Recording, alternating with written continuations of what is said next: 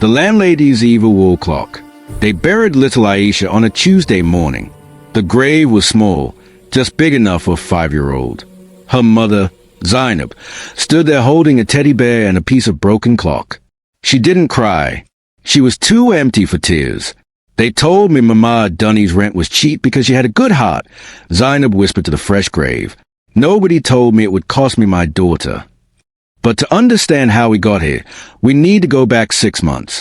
Back to when Zainab still had hope. Back before she knew what those clocks really were. Welcome to Talking African Tale, your home of powerful African folktale stories. 6 months earlier, Zainab Ibrahim was 34 years old, but life had aged beyond her years. 2 years ago, her husband died in a motorcycle accident in Kano. 1 minute he was there, laughing and playing with their children. The next minute, gone. Just like that. She was left with 3 children and no money. In their small village in Katsina, she sold a car by the roadside every morning. But it wasn't enough. The rent kept rising. Food kept getting expensive, and her son Yusuf's asthma medicine was draining her savings. So she made a decision. Lagos. Everyone said if you wanted to make it, you had to go to Lagos. The day they left, Zainab pawned her wedding ring. It was the last thing her husband had given her, but she needed the money for transport and deposit. Her eldest daughter Halima, who was 12, cried when she saw her mother's bare finger. "Mama, not your ring," Halima sobbed. But Zainab smiled through her pain. "It's just gold, my daughter. You children are my real treasure." 8-year-old Yusuf was too sick to complain about leaving.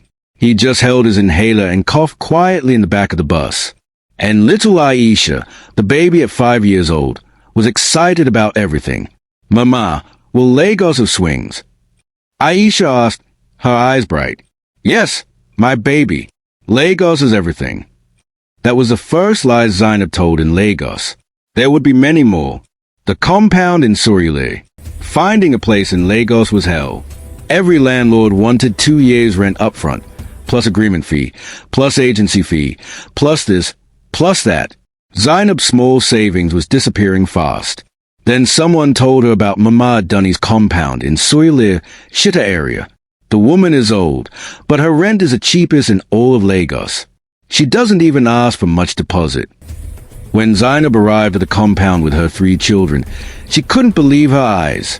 8 flats, all neat and clean, surrounding a small courtyard. The paint was fresh, the gutters were clean, and there was even a small provision store at the entrance called A Dunny's Blessings. Then Mama Dunny came out.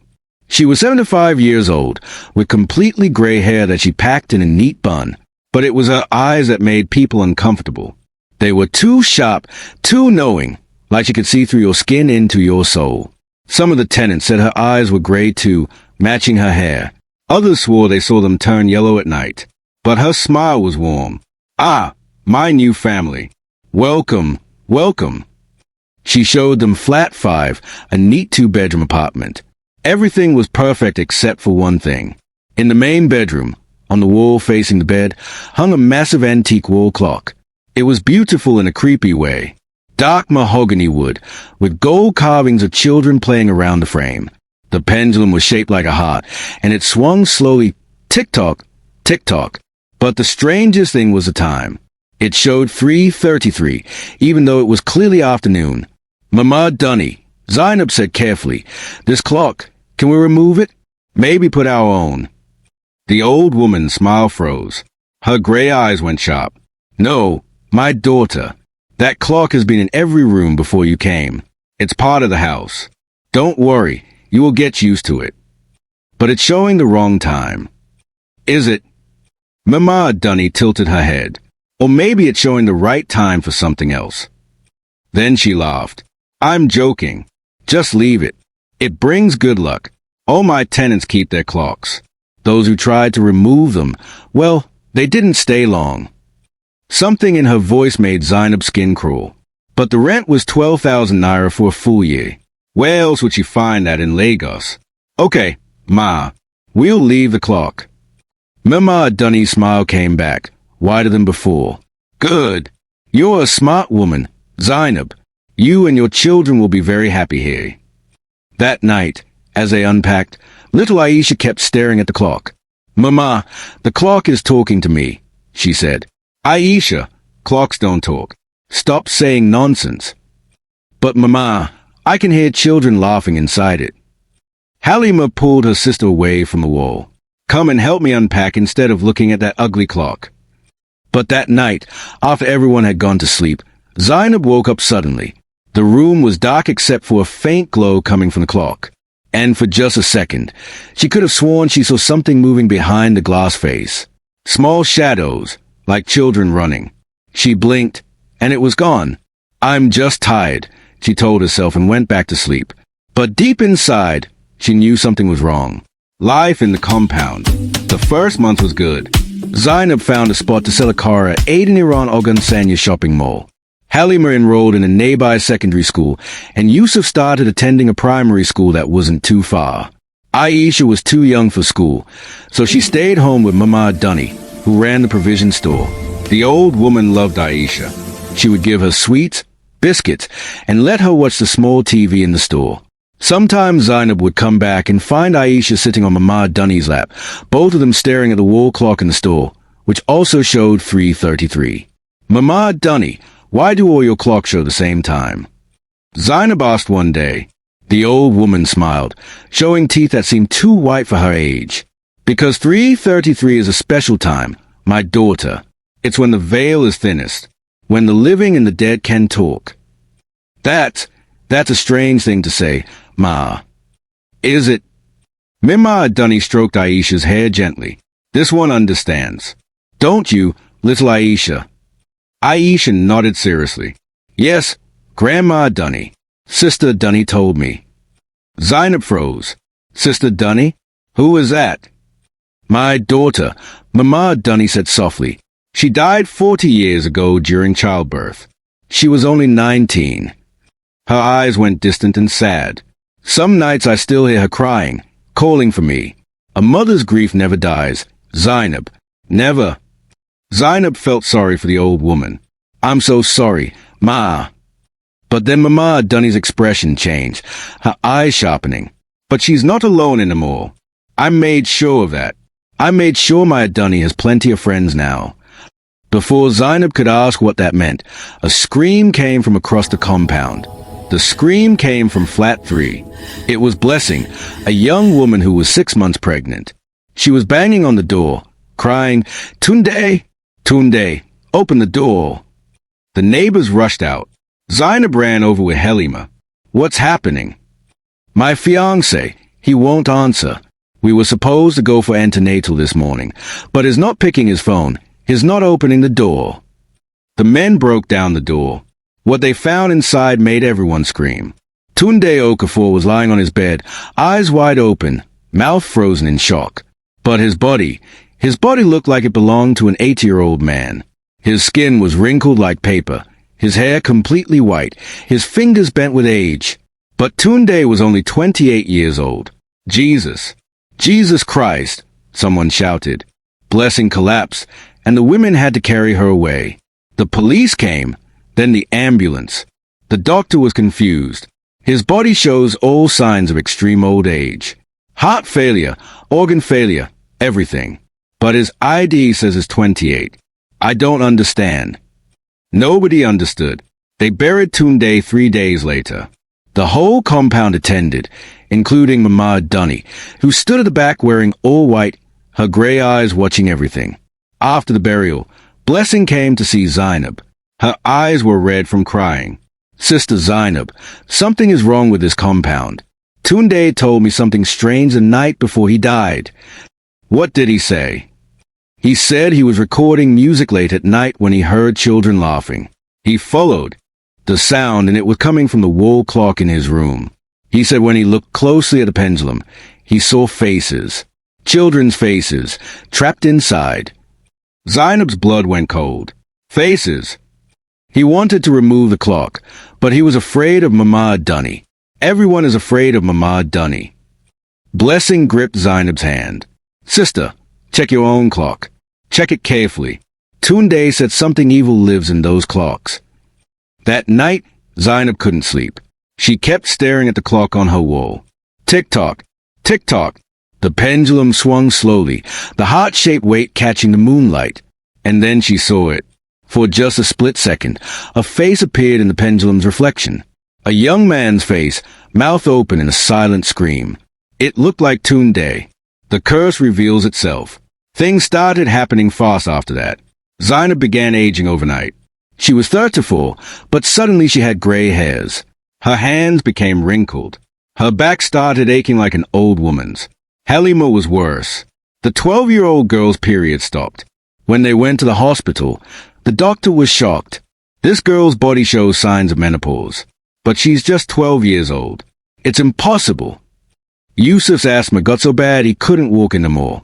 His breathing sounded like an old man dying. No medicine worked. And Aisha started talking to the clock more and more. Zainab would wake up at night and find her youngest daughter standing in front of the clock, whispering to it like it was a friend. Aisha, come away from there. But Mama, Sister Dunny is lonely. She wants to play. There's nobody in that clock. Stop this nonsense. But Aisha would smile, that innocent 5-year-old smile. Yes, there's, Mama. Sister Dunny has been trapped for 40 years. Grandma Dunny put her there. And there are other children too. So many children. One evening, Zainab found drawings hidden under Aisha's mattress. Drawings of children trapped inside a clock, their hands pressed against glass, mouths open in screams. And in the middle, a girl wearing old-fashioned clothes with a name written at the bottom, a Dunny. Zainab's hands shook as she stared at the drawings. Aisha was only 5. She had never seen pictures of Mama Dunny's dead daughter. So how did she know what she looked like? That night, Zainab made a decision. We're leaving this compound. I don't care if we have to sleep under a bridge. We're leaving. But when she tried to pack, she couldn't. Her hands wouldn't move. Her legs felt like they were stuck to the floor. It was like the compound itself was holding them prisoner. And every night at exactly 3:33 a.m., all the clocks in the compound would chime together. 8 clocks, 8 flats, all ringing at once. And in that moment, if you listened carefully, you could hear children crying. Past and Ketchy arrives. Blessings Aunt, Past and Ketchy, came to visit one Sunday. She was a prayer warrior, the kind of woman who had seen spiritual battles and won. But she was also a woman carrying her own pain. 10 years ago, she lost her only son to a spiritual attack. She had prayed, fasted, done everything, but she couldn't save him. When she stepped into the compound, she stopped immediately. Her body went stiff. There is blood crying from this ground, she whispered. Blessing took her to meet Zainab. When Past and Ketchy entered flat 5 and saw the clock, she started praying in tongues immediately. My sister, you need to leave this place now. I've tried. Zainab cried. I can't. Something is holding us here. Past and Ketchy walked to the clock and placed a hand on it. The temperature in the room dropped. Her hand jerked back like she'd been boned. Jesus, there are children trapped in there. I can feel them. What? Your landlady, Mama Dunny. She's not an ordinary woman. She made a covenant with dark spirits when her daughter died. She's been trapping children's souls to keep her daughter company in the afterlife. Every tenant who lives here with children, their children's life force is slowly drained through these clocks. That's why your son is sick. That's why you're aging. She's stealing your time. No, no, no, no. Zainab collapsed on the floor. My children, my babies. Tunde wasn't the first. Past and Ketchy continued, her voice shaking. He discovered the truth, so the clocks took everything from him at once. They aged him 50 years in one night. Halima, who had been listening at the door, started crying. Mama, I knew something was wrong. I heard Aisha talking to the clock at night. I should have told you. This is not your fault, my daughter, Past and Ketchy said firmly. You're just a child. The fault belongs to that woman. She turned to Zainab. We need to break this curse, but it's going to be dangerous. These spirits are fed on children for 40 years. They won't let go easily. I don't care about danger, Zainab said, standing up with fire in her eyes. Those clocks want to take my children? Then they'll have to go through me first. That night, Pastor and Ketchy called 3 other pastors and they came to the compound. When Mama Dunny saw them, her face changed. Her kind grandmother's smile disappeared. Her gray eyes turned cold and dark. "You're not welcome here," she said, her voice different, deeper. "This is not your compound anymore," Pastor and Ketchy replied. "This belongs to God, and we're taking it back." The battle. They started praying at exactly 9 p.m. All the tenants came out of their flats, curious and scared. The pastors went from flat to flat, praying over each clock. As they prayed, strange things began to happen. The lights flickered. A cold wind blew through the compound even though it was a hot Lagos night. And the clocks, all 8 clocks started ticking faster and faster, like they were angry. Mama Dunny stood in the middle of the compound, her gray hair wild, her eyes now completely black. "You don't understand," she screamed. "My daughter is lonely. She needs friends. What kind of mother would I be if I left her alone in the darkness? Your daughter needs to rest in peace." Pastor and Ketchy shouted back, "You're not helping her. You're keeping her trapped." "No." Mama Dunny's voice became something inhuman. "I won't let her go. I won't." The clocks began ringing all at once, even though it wasn't 3:33. The sound was deafening. Windows shattered. Children started screaming. And then, little Aisha walked out of flat 5. "Aisha, no. Come back." Zainab screamed, but her daughter kept walking toward the center of the compound, toward Mama Dunny. "Grandma Dunny," Aisha said in her small, sweet voice, "Sister Dunny doesn't want to be lonely, but she also doesn't want other children to die. She's crying." Mama Dunny froze. What did you say?" "She's been trying to tell you, but you won't listen. She wants to go to heaven, but she can't because you're holding her here." Tears started running down the old woman's wrinkled face. No, I'm just keeping her safe." "She's not safe, Grandma. She's trapped, just like all these other children." Aisha turned and looked at the clock in flat 5. "Sister Dunny told me what to do. She told me how to set everyone free." "Aisha, what are you saying?" Zainab felt fear grip her heart. "Baby, come to Mama now." But Aisha smiled, that beautiful innocent smile. "Mama, do you remember what Papa used to say? He said we should always help people, even if it's hard." "Aisha, I have to help Sister Dunny. I have to help all the children." And before anyone could stop her, Aisha ran into flat 5 and pushed the clock with all her 5-year-old strength. The clock swayed on the wall. Once, twice. "Aisha, no." Zainab screamed and ran after her daughter. The clock fell. Time seemed to slow down. The clock hit the ground and shattered into 1,000 pieces. Glass flew everywhere. The pendulum rolled across the floor, the heart-shaped weight cracking in half. And then, like dominoes, every clock in every flat shattered at the same time. Crash! Crash! Crash!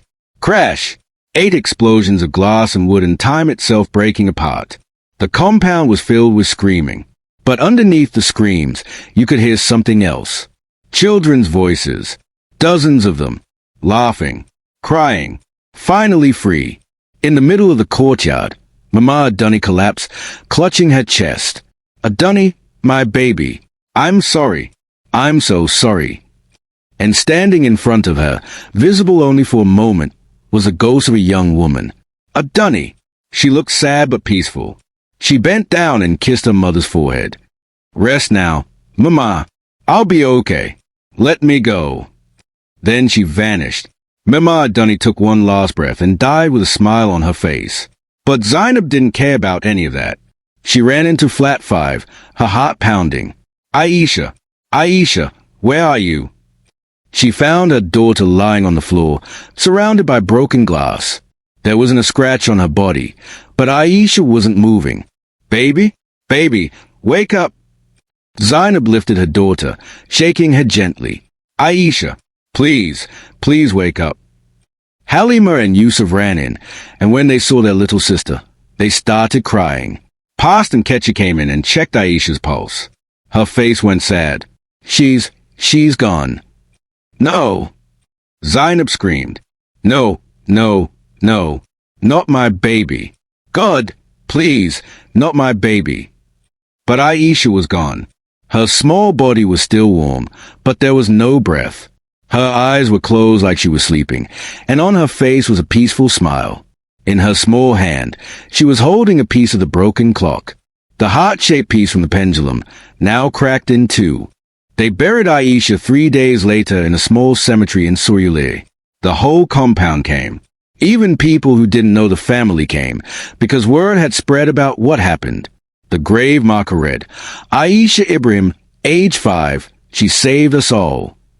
At the burial, every former tenant brought something. Small pieces of their broken clocks. They put them in the grave with Aisha, like offerings to a small hero. Blessing came, heavily pregnant, tears running down her face. Sister Zainab, when my baby comes next month, if it's a girl, I'll name her Aisha. I promise. Zainab just nodded. She still hadn't cried. The grief was too big for tears. Halima broke down at the graveside. Mama, I should have told you. I heard her talking to the clock. This is my fault. Zainab pulled her daughter close. No, my child. You were carrying too much already. I made you grow up too fast. This is not your fault. Yusuf stood quietly, holding Aisha's teddy bear. Since his sister died, his asthma had completely disappeared. Past and Ketchy said, your sister gave you her breath. 3 weeks after the burial, Zainab was back selling a car by the roadside.